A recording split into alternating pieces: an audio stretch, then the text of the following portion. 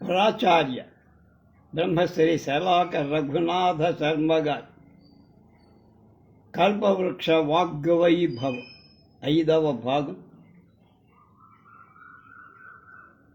11/6/26. విన్నపాలు విన్న విష్ణువు, అది ఆయన హెడ్డింగ్ పెట్టి. ఇటు భూలోకంలో దశరథ మహారాజు యజ్ఞం, అటు దేవలోకంలో వేల్పుల సమావేశం. భూలోక సార్వభౌముడికి పున్నామ నరకన్నుడి విముక్తి ప్రసాదించే పుత్రుడు కావాలి.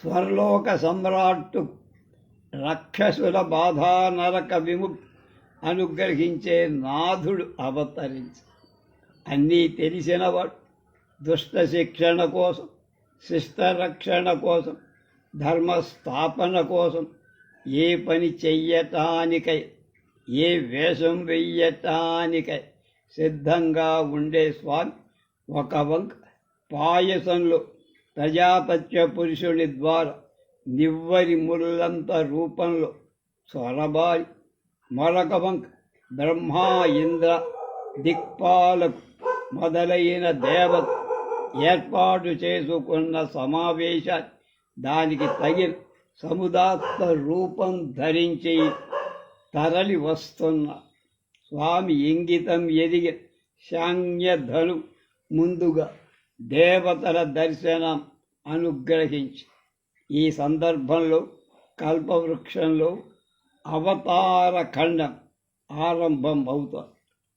తన కొప్పు ధనుజ కామినుల దాపటి చెంపకును రాసుకొను ముంత కొప్పులను, తన త్రాడు దితిజ కాంతల దిస్స రొమ్ముల ధనుకొప్పు పుస్తెల త్రాడులందు, తనదైన నడుము దైత్య కులంగనా స్పష్టనాభిపల్వలముల నడుముల ఎందు, తన లక్ష్యం అసురనందన నిస్తసాపాసంధాన నర్మలక్ష్యంబునం మూర్తిమన్ మత్సరత్వం మనసియుండ ఏ మహాకార్ముకమ్మున స్వామి చేత దేర ధరల ఇంద్రావరజు అరుదెంచే స్వయంభు పతిక్రతు హవిస్సులో తన వంతు కొరకు. బాలకాండం అవతార ఖండంలో 2వ పద్యం. దాని పేరు శాంగ్యం. అది ఒక మహోన్నత శక్తి సంపన్నమైన విధు. అటువంటివి సృష్టిలో 3. 2వది పినాకం, 3వది విజయం. ఈ 3ంటిని సరి అయిన నాథుడు దొరకక అది మరుగున పడిపోయి. అది ఎలా ఉంచి ప్రకృతం శాంగ్యం దశరథ మహారాజు యజ్ఞంలో భాగం కోసం వస్తోంది. ఆ వింటి ప్రతి అంగంలో ఒకటే తాత్పర్యం, అది దుష్ట శిక్ష. ఆ దుష్టులు అల్పదైత్యులు కాదు. స్వామిని తొడగొట్టి వైకుంఠం నుండి కదిలి తేగల ధీపాటవం కలగల. అది లక్ష్యంగా అమరులను గడ్డి కరిపించి అతలాకుతలం చేసేస్తా. అందుకని ఈ వింటి దొర ఒళ్ళు మంట. తన కొప్పులు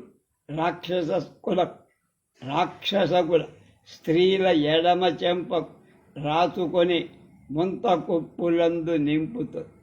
అంటే ఇకపై ఆ కొప్పులు ఉండవు, వాళ్ళు విధవలవుతారు. పర్యాయోక్తమని ఒక అలంకారం. అది భంగ్యంతరంగా చెప్పదలచిన విషయాన్ని భంగ్యంతరంగా చెప్పడం దాని లక్ష్యం.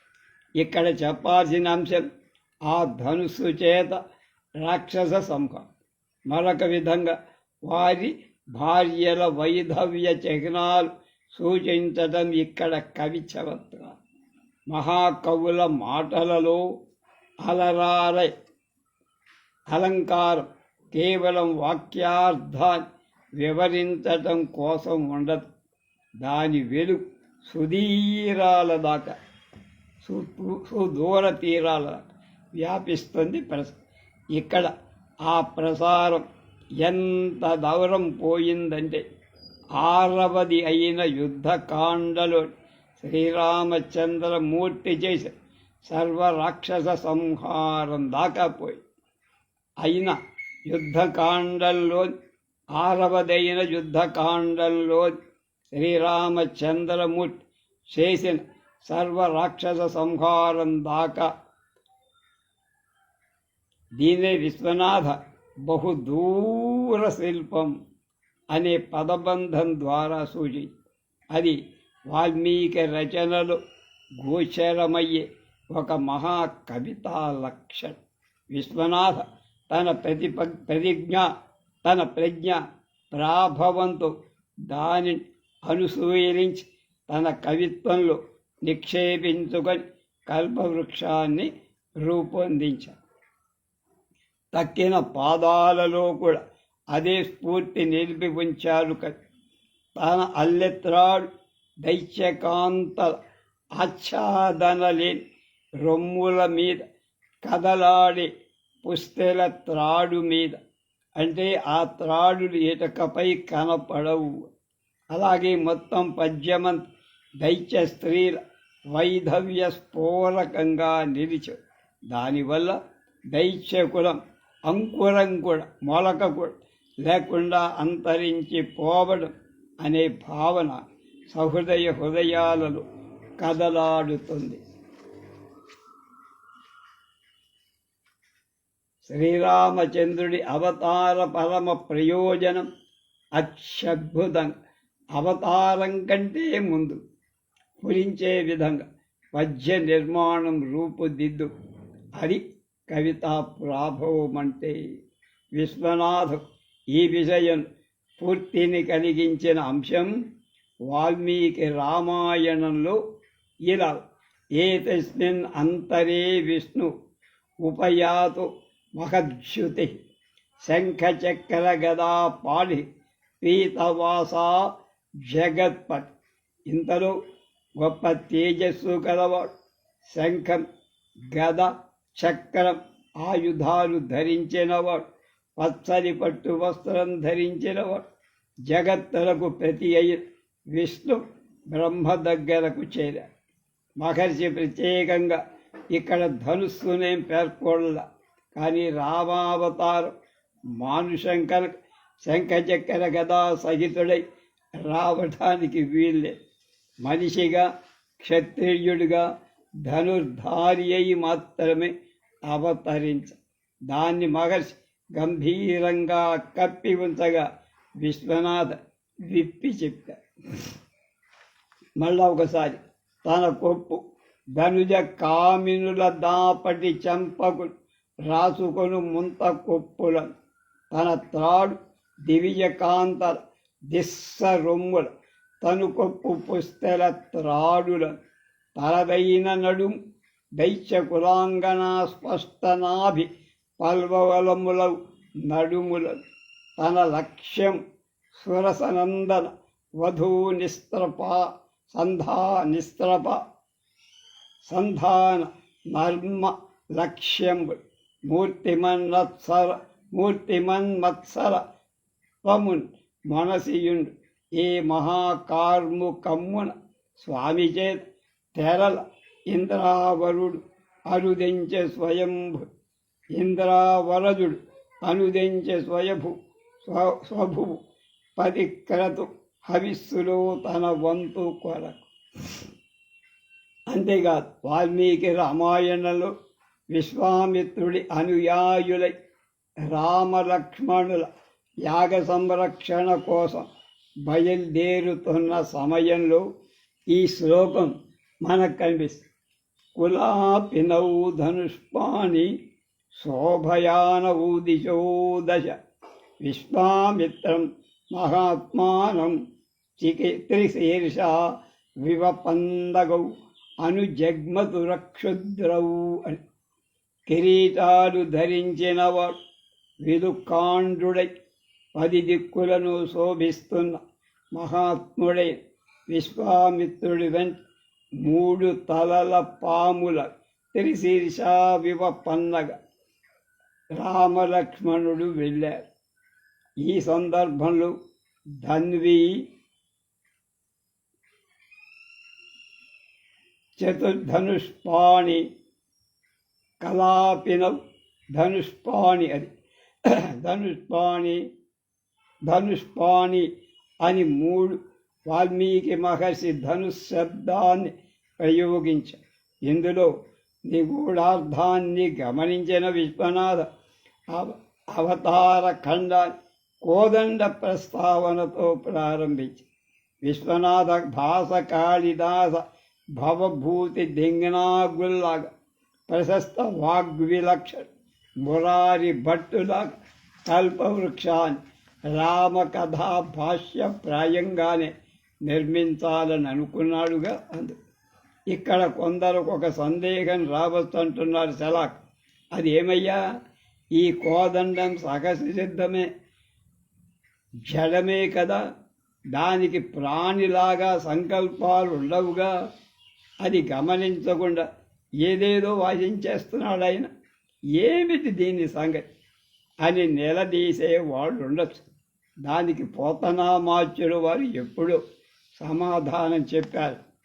తల వెంటన్ సిరి లచ్చి వెంట అవరోధవ్రాతము, దాని వెంకను పక్షేంద్రుడు, దాని పొంతను ధనువు, కౌమోదకీ శంఖచక్ర నికాయంబుడు, నారదున్ ధ్వజినీకాంతుడు, రావచ్ రొయ్యన వైకుంఠపురంబునకున్ కలుగు వారు ఆబాల గోపాలం.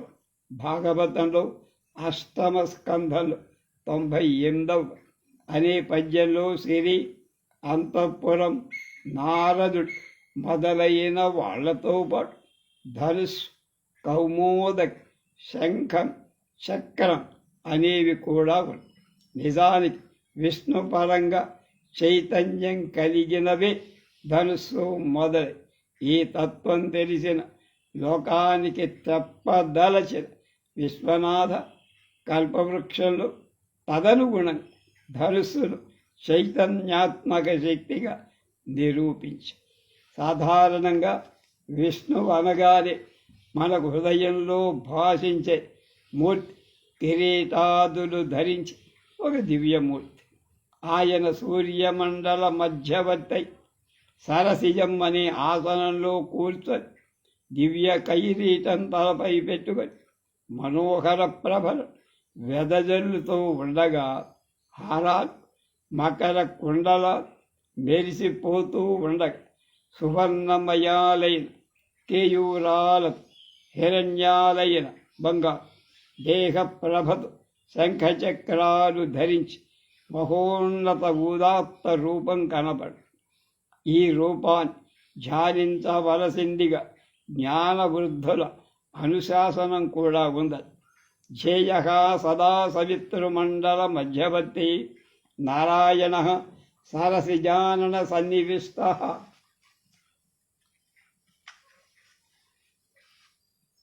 కేయూరవాన్ మకర కుండలవాన్ కిరీటి హారీ హిరణ్యవపు ధృత శంఖచక్ర అన వేల్పుల విన్నపాలు వినటానికి వస్తున్న విష్ణు విభిన్నమైన రూపంలో ఉంది.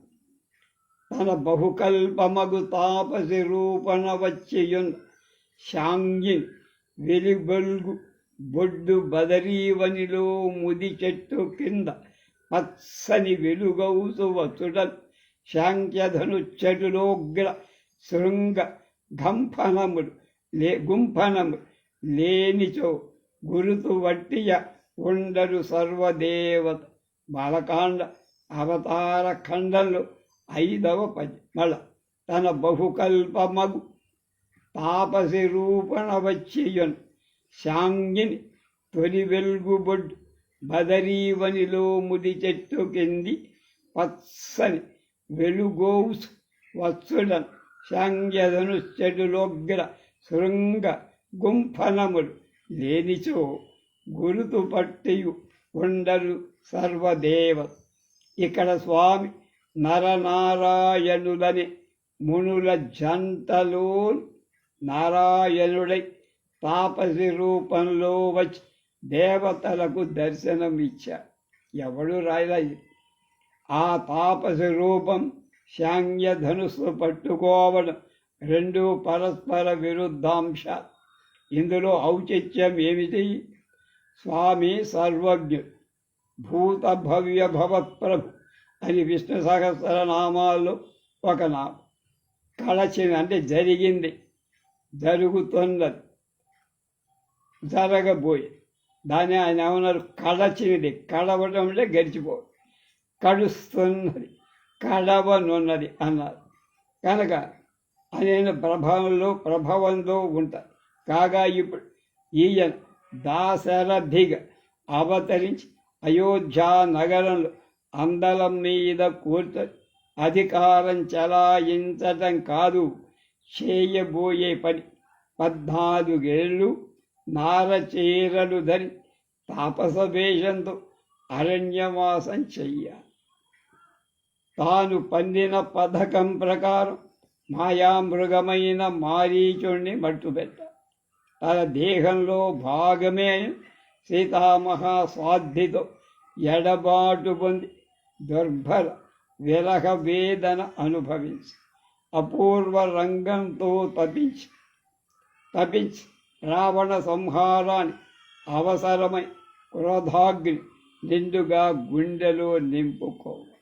ఈ విధంగా అయోధ్యాకాండలు ఆరంభమై యుద్ధకాండలు అంతమయ్యే భావి కర్తవ్యాన్నంతా స్ఫురింపచేస్తూ శ్రీ మహావిష్ణు ఆది మునియై నారాయణ స్వరూపంతో దేవతలకు దర్శనం అనుగ్రహించి ఇక్కడ విశ్వనాథ ఒక గొప్ప విజయాన్ని నిబంధించారు. ధనుశ్చటులోగ్ర శృంగ గుంఫనములు లేనిచో గుర్తుపట్టి ఉండరు. అంటే నారాయణుడు పరమాత్మ, నాయమాత్మా బలహీనేన లభ్య ఇత్యాది ఉపనిషత్తులు ప్రకటన. ఈ ఆత్మతత్వం బలహీనులకు లభించదు. అంతేకాదు, ఆ తత్వం ఎవరిని కోరి వరిస్తుందో అతడికే లభ్యం. ఇది కూడా అంటోంది. కాబట్టి ఇక్కడ ఈ పరమార్థ జ్ఞాన స్ఫురణ కూడా కవి భావనా బలంతో పట్టుబడి ఊహా వైభవం వర్ణించడం పరమ రమణీయ విషయం. అవతరించబోయే శ్రీరామచంద్రుడు వేద వేద్యుడైన పరమ పురుషుడు. అభివర్ణించే రామాయణం సాక్షాత్తు వేదమే. దాని మానవ జాతికి అందించారు ప్రాచేతసుడు వాల్మీకి. పరమాత్మ కంటే వేరైన వాడ కాదు. ఈ తాపస రూపం, ఈ ఆయుధ ధారణలోని అసంగతిని విశ్వనాథ వారి కల్పవృక్షంలో మరొక చోట ఆక్షేపణ రూపంలో ప్రస్తావించారు. ఆ ఆక్షేపణ సాక్షాత్ సీతాదేవి నోటి నుండి వచ్చింది. అది అరణ్యకాండలు. లీలంకానకు నత్సము మునుల పోల్కిన్ వచ్చి నా మేని దైత్యాలిని మాకును చంపిపెట్టుమని ఏరైనం ప్రసంగింతురా. కళాలం కత్తులు విండ్లు అమ్ములు కలంగానైన వారడ్గగ ఓలిన్ నీకును చేసి పెట్టు తలపై ఒప్పంగ నిట్లయ్యది. అరణ్యకాండ దశవర్ష సర్గలు 193వ పాద్యం. ఆ సీత నిలదీస్తుంది. లీలంకానకు నత్సమౌ మునుల పుల్కిన్ వచ్చి నా మేని దైత్యాలిన్ మాకు చంపిపెట్టుమని ఏరైనన్ ప్రసంగింతురా. కళాలన్ కత్తులు విండ్లు అంబులు కనంగానైన వారు అడగగా ఓలిన్ మీకును చేసి పెట్టు తలపై ఒప్పంగనిట్లై. అంటే బాలకాండలో తాపస వేష శాంగ్య ధనుస్సుల ప్రస్తావన 2 కాండల అవతారం తన ప్రభావాన్ని చూపించింది అంటున్నారు.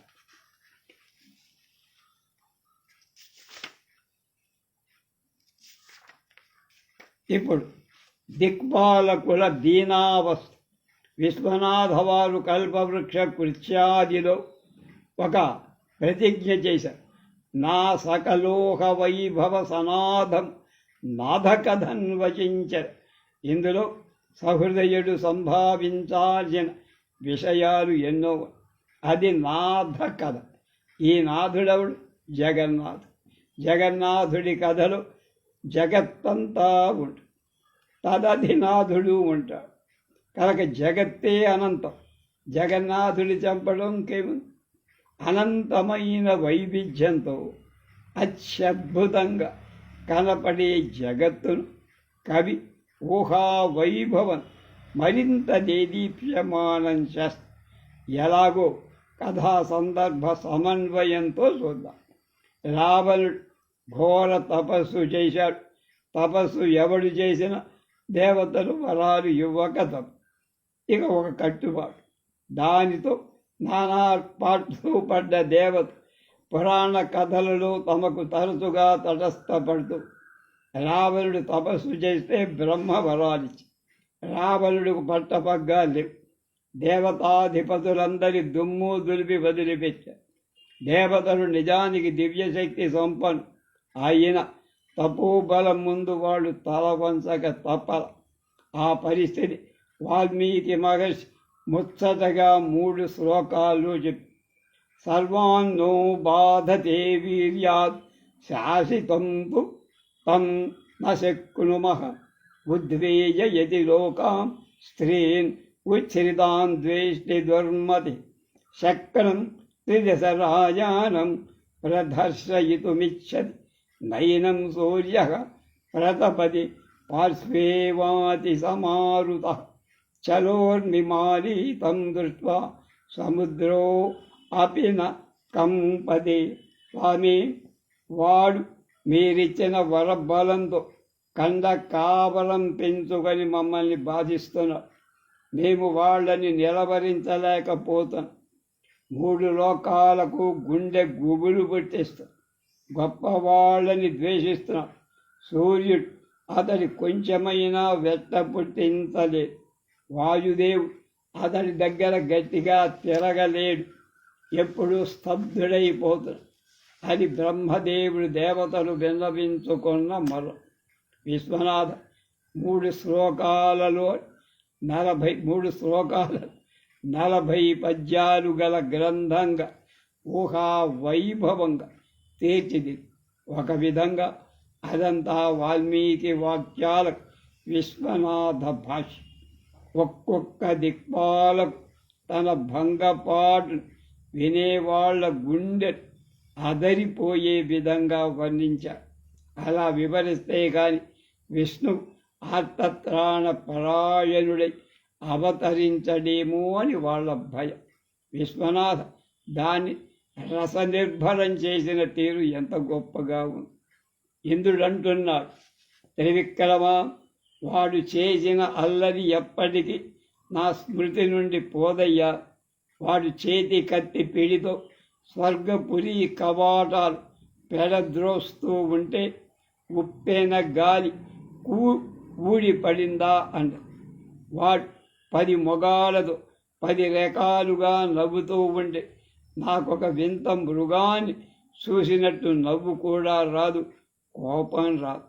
అప్పటికప్పుడు వజ్రపు పిడి కర్రదు సావమోదాలనిపించింది కానీ వరంబుల చేతిలా నన్ను చెరియని కట్టలా ఆపేసి ప్రభు వర్గంలో అప్సరసల కాలి గోటి కూడా సాటిరాని వారు రాక్షసాంగన.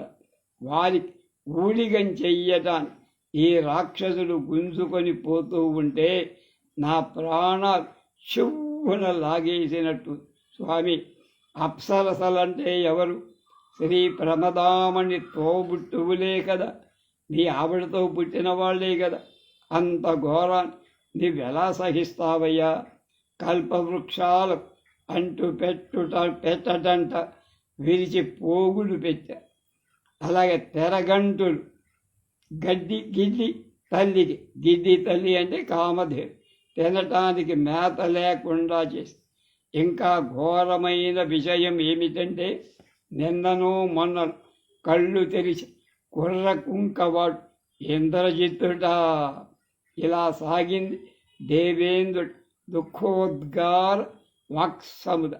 ఆ పక్కన వాడి అగ్నిదేవుడు వాడంటాడు, ఈయొక యూహ పుట్టునని ఈయది పుట్టదటంచు ఉన్నది అయ్య సురేశ్వరేశ్వరి ఉదంతరమందు. వాడుగా దయ్యం, వాడు కాదు దయ్యం.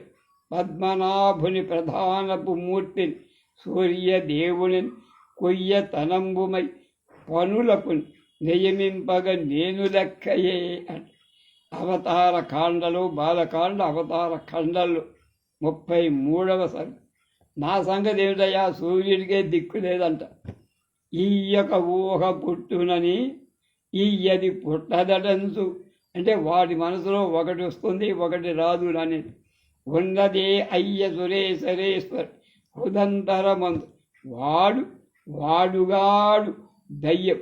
పద్మనాభుని ప్రధానపు మూర్తిని సూర్యదేవుని కొయ్య తనంబుమై పనులకు నియమింపగా నేను. సూర్యుడినే పనులకు అప్పచెప్పాడురా, ఇక నా సంగతి ఏమిటి అంటే నా బతుకు బస్ స్టాండ్. వాడి గుండెలో ఈ ఊహ పుడుతుంది, ఇది పుట్టదు, అది లేదండి మహానుభావ. వాడంతట వాడే ఒక దైవం.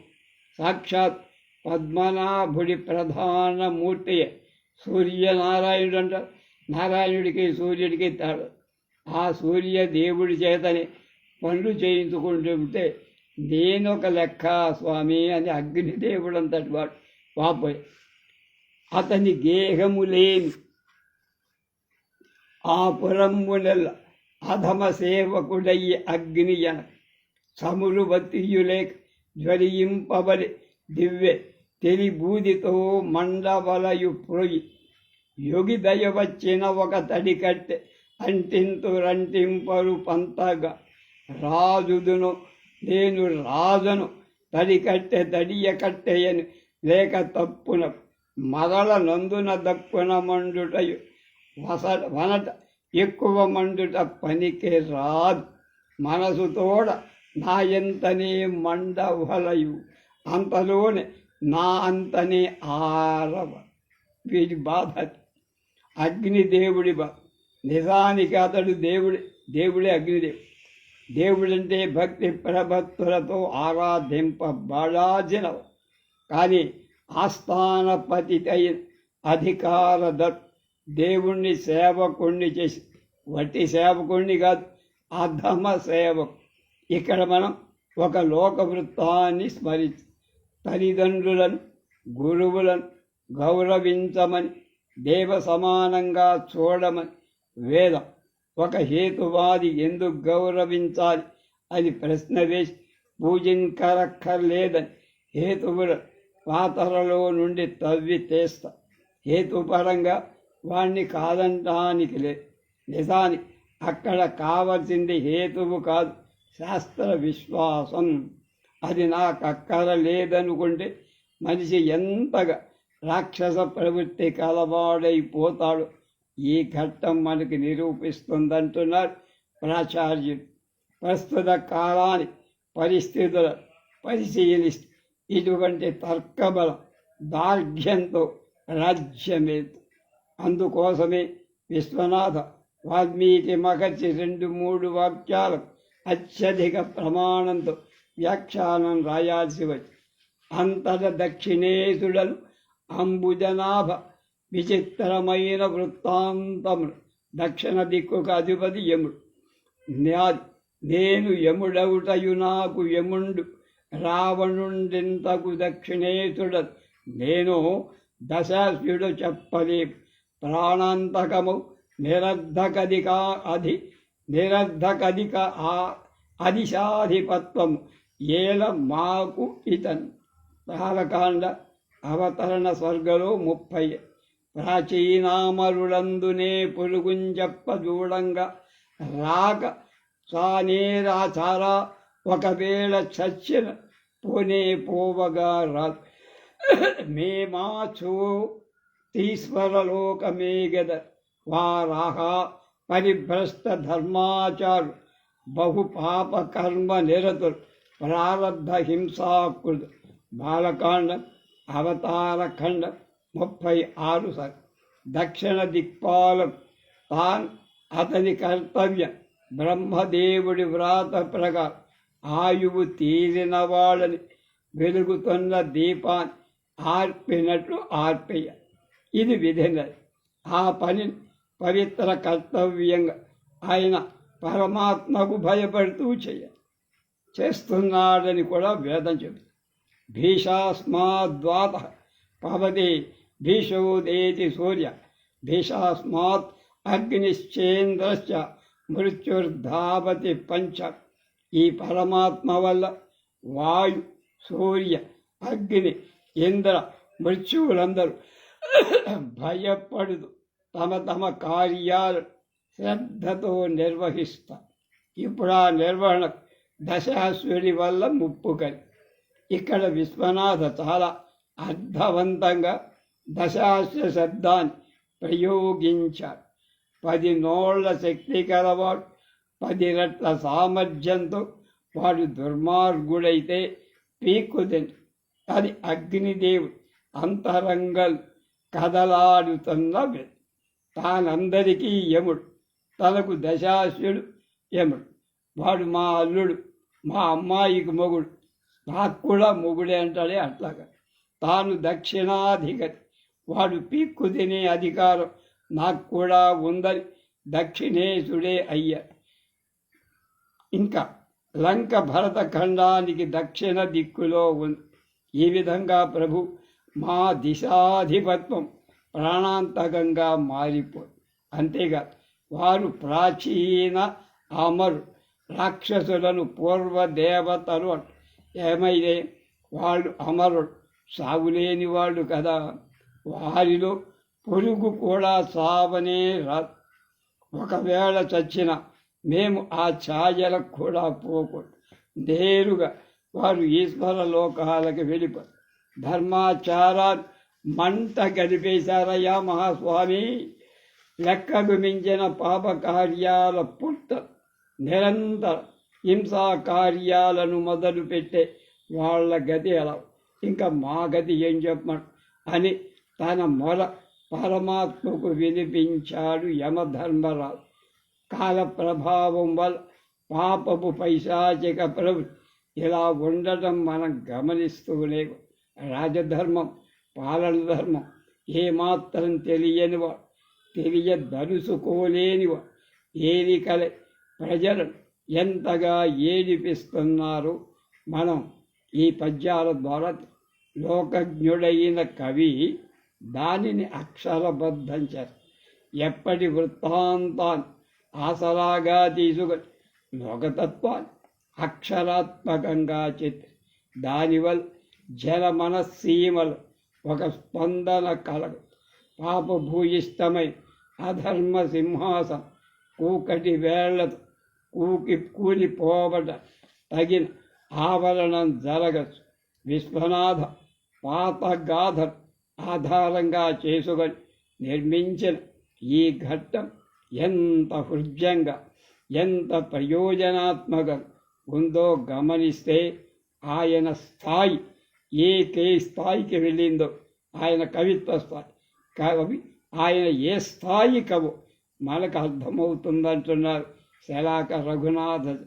తక్కిన దిక్పాలకులు కూడా రావణాసురు కౌర్యాన్ని తాము ఎలా బలి అయ్యారో విన్నవించుకున్నారు.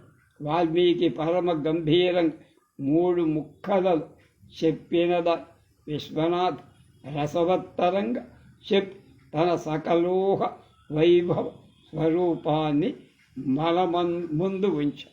రేపు ఆత్మబది అమృత వృష్టి అనే దాని గురించి తెలుసుకుంటాం.